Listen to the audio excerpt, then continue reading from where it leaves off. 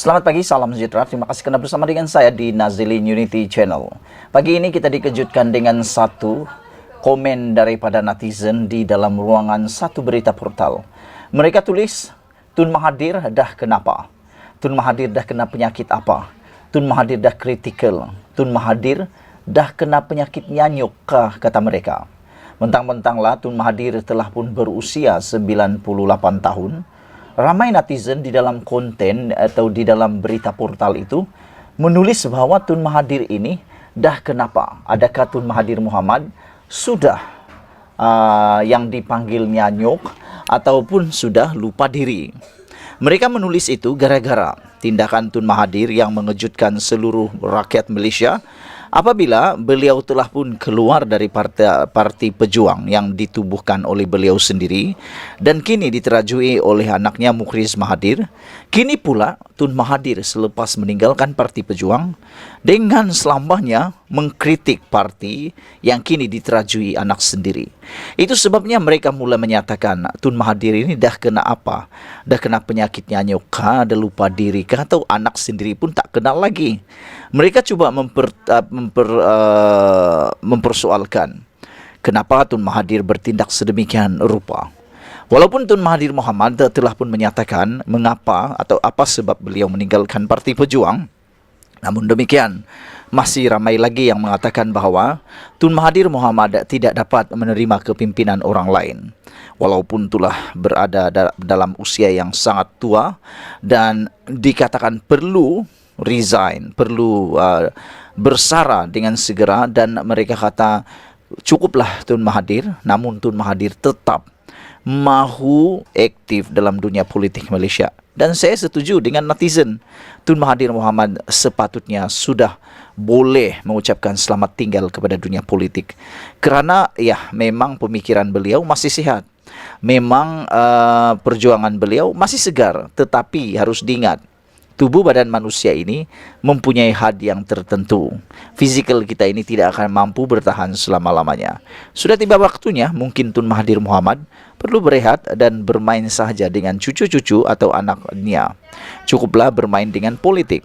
Namun demikian, apa yang telah mengejutkan kita semua ialah apabila netizen mempersoalkan apakah Tun Mahathir telah kena penyakit nyanyuk sehingga lupa bahawa parti itu kini diterajui oleh anak beliau sendiri. Kalau mengkritik orang lain ialah tidak apa, kata mereka.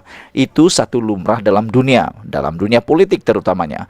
Namun kalau mengkritik parti anak sendiri itu sesuatu yang luar biasa, kata mereka.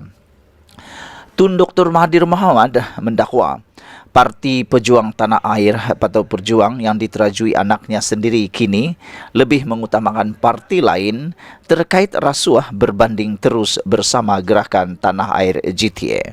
Pada pendapat saya, perkara itu adalah satu perkara yang sebenarnya mungkin hanya berbeza pendapat dengan Tun Mahathir. Kerana kita harus tahu apa hala tuju GTA, dan apa hala tuju Parti Pejuang. Dan pada pendapat saya, apa yang dilakukan oleh Mukhriz Mahathir sebenarnya adalah ada kaitan dengan arah tuju politik beliau.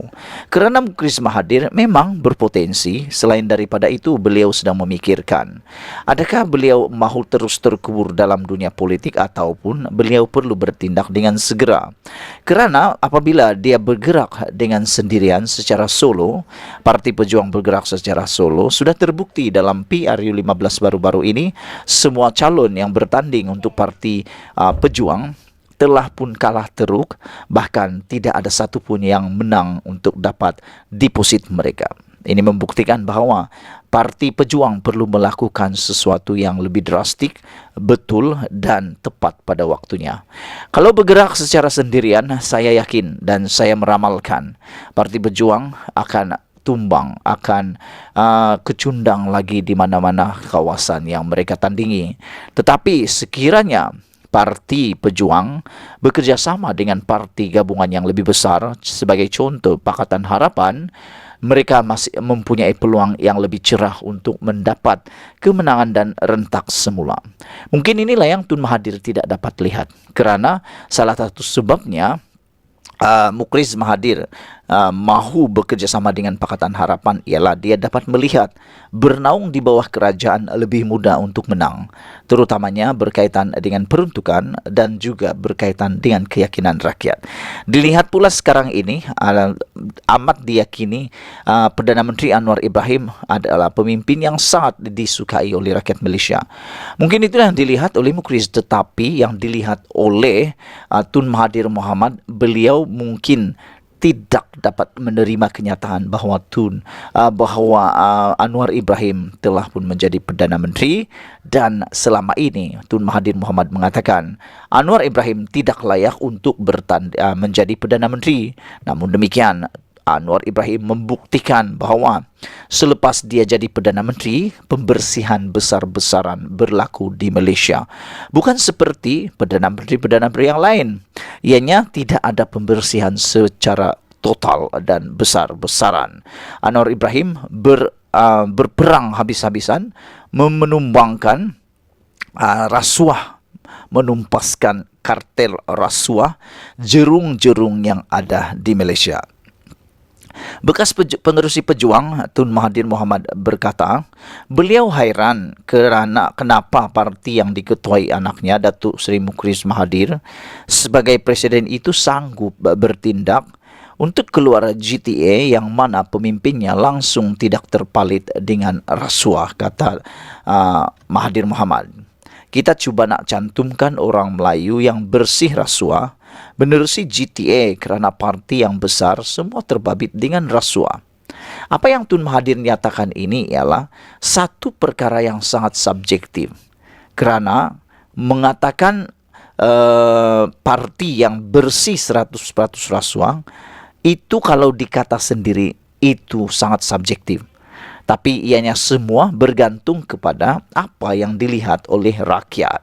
Saudara-saudara sekalian, parti kecil yang tinggal sekarang menurut Mahathir hanyalah Parti Peribumi Perkasa Malaysia Putra, Barisan Jemaah Islam se-Malaysia Berjasa, dan Parti Perikatan India Muslim Nasional Iman, katanya pada sidang media hari ini. Dr. Mahathir turut mengakui kecewa dengan keputusan pejuang untuk keluar dari GTA. Ditanya mengenai reaksi Presiden Pejuang Datuk Seri Mukriz Mahathir berhubung perkara itu, bekas Perdana Menteri bagaimanapun enggan mengulas lanjut mengenainya. Saya tak tahu, itu pemikiran Mukriz, kata beliau. Media sebelum ini melaporkan Dr. Mahathir bersama 12 ahli yang lain memutuskan untuk keluar daripada pejuang difahamkan kerana kecewa parti itu memutuskan hubungan dengan GTA.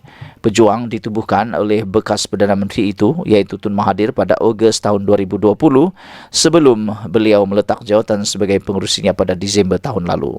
Sekian dulu untuk kali ini. Jangan lupa tinggalkan komen anda berkaitan dengan komen netizen yang menyatakan Tun Mahathir dah kenapa? Tun Mahathir ini dah sakit apa? Tun Mahathir dah lupa makan ubat ke? Atau kata mereka Tun Mahathir dah mula nyanyuk ke?